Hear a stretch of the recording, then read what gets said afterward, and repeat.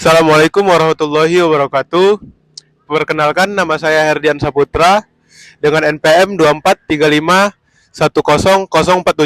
Saya dari Prodi Teknik Informatika kelas 1C. Di sini saya akan menjelaskan tentang perkembangan IT dan pengenalan kodingan sederhana. Apa sih itu IT? IT itu adalah sebuah perangkat keras dan perangkat lunak yang bisa memudahkan kita dalam menginput atau mengoutput sebuah data, gambar, dan lain-lain. Sehingga kita lebih mudah dalam pekerjaan apapun. Contohnya saja seperti kita menggunakan Microsoft Word dan Microsoft Excel. Banyak perkembangan teknologi yang terjadi dari zaman ke zaman. Contoh saja ojek. Ojek pada zaman dulu banyak hanya mangkal di satu pangkalan ojek. Dan itu hanya bisa dipesan jika kita datang ke sana. Zaman sekarang ini sudah banyak ojek-ojek online yang bisa kita gunakan. Dimanapun kita berada, kita bisa memesannya. Hanya melalui aplikasi, lewat HP, kita bisa menggunakan ojek tersebut. Lalu, kita juga bisa menggunakannya untuk memesan makanan, dan lain-lain. Nah, pada saat ini juga perkembangan IT juga sangat berpengaruh pada kehidupan sehari-hari. Karena dengan adanya teknologi-teknologi terbaru, kita bisa berkomunikasi dengan teman, keluarga yang jaraknya sangat jauh. Contohnya saja seperti saat ini kita sedang di Pekanbaru, sedangkan keluarga kita sedang berada di kampung halaman.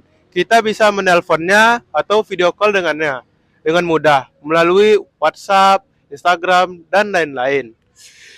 Itu salah satu contoh perkembangan teknologi dalam bidang informasi. Lalu dalam bidang keamanan, ada banyak sekarang ini kejahatan pada teknologi. Contoh saja seperti pencurian data, kita harus ekstra hati-hati dalam memasukkan password kita. Jangan kita mudah terperdaya dengan link-link phishing. Apa itu link phishing? Link phishing itu adalah link bodong. Contohnya seperti ada seseorang yang mengirimkan kita link tentang kita harus memasukkan PIN M-banking kita. Kita jangan asal memasukkan saja password rekening kita, karena itu bisa jadi rekening kita dibobol oleh dia.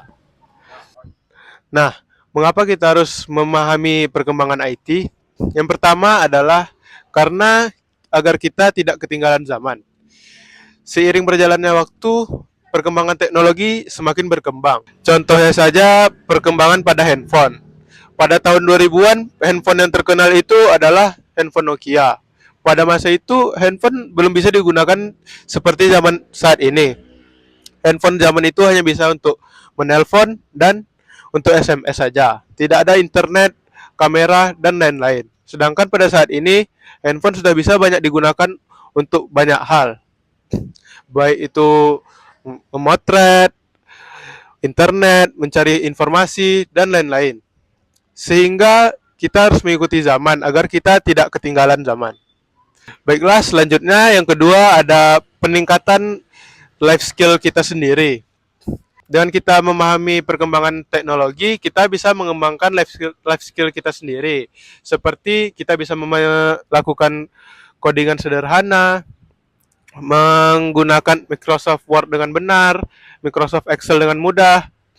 Nah, jika kita tidak memahami perkembangan teknologi, kita tidak akan bisa menggunakan hal tersebut dengan mudah. Maka kita akan kebingungan saat menggunakannya.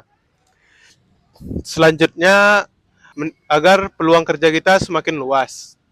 Karena pada saat ini, perusahaan-perusahaan besar banyak mencari tenaga kerja yang memahami tentang IT. Contohnya saja seperti web developer, programmer, dan lain-lain.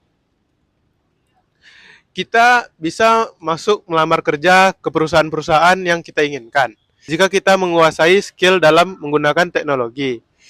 Karena perusahaan itu sangat membutuhkan itu. Baiklah, selanjutnya saya akan mencontohkan codingan sederhana. Langsung saja kita masuk ke contoh codingannya. Nah, baiklah, sebelum kita masuk ke contoh codingannya, Sini saya akan memperkenalkan dulu apa itu coding dan apa itu fungsinya. Nah, coding itu adalah proses menulis instruksi atau sintaks perintah dalam bahasa pemrograman yang dapat dimengerti oleh komputer. Untuk kita bisa membuat program, aplikasi, atau sebuah website yang ingin kita buat. Fungsi-fungsinya, seperti yang saya sebutkan tadi, kita bisa membuat program, aplikasi, atau sistem. Salah satunya kita bisa membuat perangkat lunak, mengembangkan aplikasi situs, web, dan program lainnya. Lalu selanjutnya kita bisa membuat sistem otomatis. Contohnya seperti kita ingin mencari luas trapesium contohnya. Kita tinggal memasukkan rumusnya, lalu kita input angka yang kita inginkan, maka hasil dari luas trapesium akan keluar secara otomatis. Selanjutnya, kita bisa memecahkan masalah menggunakan codingan tersebut. Lalu ada juga kita bisa membuat sistem cerdas seperti AI dan lain-lain. Nah, yang pertama kita memasukkan dulu datanya terlebih dahulu, yaitu menginputkan tinggi, alas, dan atasnya berapa sisinya. Baiklah, pertama kita masukkan sintaks double A sama dengan 5 contohnya. Lalu double untuk yang atasnya kita menggunakan 7. Oh ya, kita harus menutup setiap akhirnya, kita tutup dengan titik koma agar dia tidak error. Lalu untuk tingginya kita input lagi, double T sama dengan 10 misalnya, tutup. Nah, selanjutnya saya akan memasukkan rumus untuk mencari luas trapesium, di mana rumus untuk mencari luas trapesium itu adalah A ditambah B dikali T dikali tingginya, lalu dibagi 2. Baiklah, di sini untuk codingannya kita akan menggunakan double lagi. Pertama kita ketik dulu double, lalu kita akan tulis hasil agar bisa muncul nanti saat kita run file. Hasil sama dengan, baru kita memasukkan rumusnya, itu kita buka kurung terlebih dahulu, A ditambah B lalu dikali dengan tingginya. Oh ya, untuk perkalian di codingan kita tidak menggunakan simbol X lagi, kita akan menggunakan simbol bintang dikali T. Lalu untuk pembagian juga kita tidak menggunakan titik 2, kita akan menggunakan garis miring seperti ini, dibagi 2, lalu kita tutup dengan titik koma. Nah, di sini dia tidak error, dia berwarna kuning. Jika dia error, dia akan berwarna merah seperti ini. Tuh, ini ada kesalahan jika dia berwarna merah. Kita tutup. Lalu untuk menampilkan bagaimana hasilnya, kita akan menggunakan sistem outprint gini, seperti ini. Show, lalu kita tab.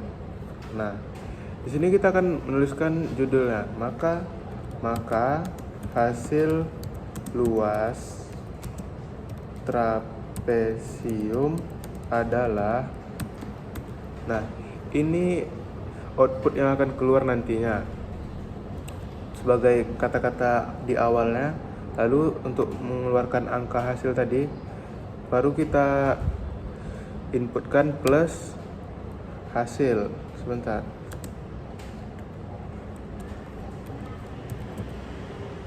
Nah, jika sudah seperti ini, tidak ada yang berwarna merah lagi di sudut angka-angka kirinya, maka kita bisa langsung run saja codingan kita tersebut.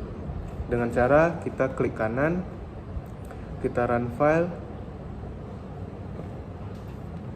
maka hasil luas trapesium adalah 60. Ini hasilnya. Apakah itu benar? Mari kita buktikan di kalkulator.